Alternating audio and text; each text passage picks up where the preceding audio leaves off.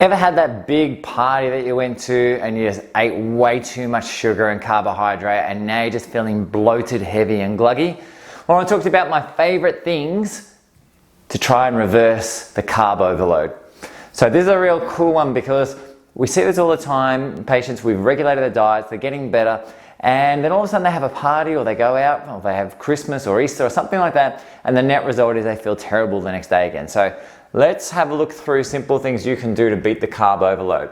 So these things generally need to be done really quickly, okay? Doing them 3-4 days later generally doesn't work too well. You've got to hit them straight away. So the first one is exercise. So aerobic exercise, just burn the sugar off, get rid of it. That's one thing we can do. It's often not practical to do though, because basically a lot of these carb overloads happen at night. So you don't want to go out there and doing exercise at night, but if you ever had carb overload at lunch, then this is something that can potentially help. Just burn it off. With aerobic, you want to keep your heart rate down. It needs to be at a point where you can kind of still talk, but not really sing. So the point where you're breathing a little bit deeply, but you're kind of breathing through your nose. And there's specific heart rates you can work with that, but we're not going to go into that right now.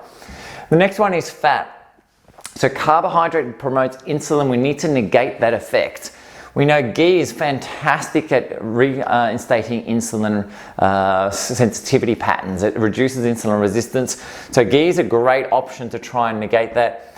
Fish oil, the EPA in fish oil is really critical. The EPA helps stabilize and reduce a substance known as, or an enzyme known as the D5D enzyme, which promotes inflammation.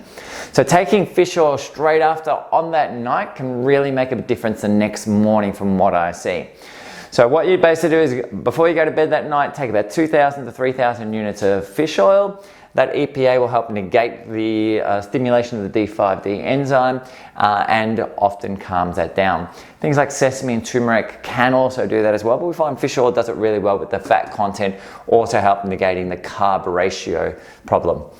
Fast, reduce your caloric intake. So sometimes just getting away from food the next day, just don't eat carbohydrate at all the next day. Get away from grains, just keep yourself to the low carb, high density vegetables, so things like broccoli, cauliflower, mushrooms, salads, these type of things, and keep away from the starch veg and your grains for the next day, and let your system recover a little bit.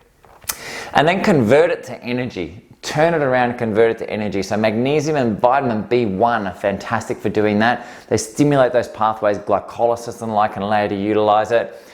Chromium is really good to help for the utilization of glucose, and the herb berberine. Berberines are really important in terms of reducing insulin insensitivity, so insulin resistance patterns as well, work really great.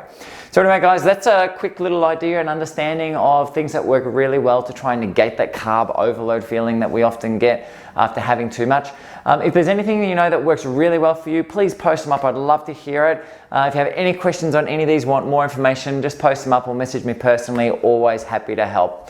I'm Trevor from Spinewise, and we'll see you in the next vid. Bye for now.